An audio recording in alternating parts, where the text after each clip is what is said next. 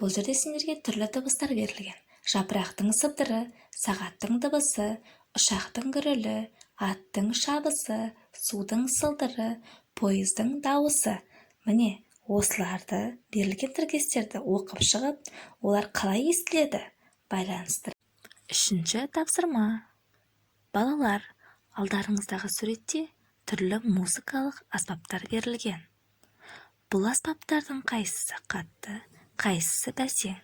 Анықтап, қатты дыбыстар, бәсең дыбыстар кестесін толтырамыз. Құрметті білім алушылар, осы тақырып бойынша, яғни дыбыстар қандай болады тақырыбы бойынша менің Instagram парақшамда тазалық әдісі көрсетілген.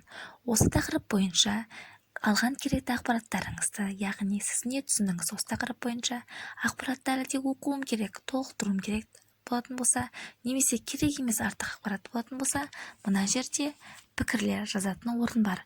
Осыған әркім, әр оқушы өз ойын, пікірін жазуға болады. Назарларыңызға көп-көп рахмет.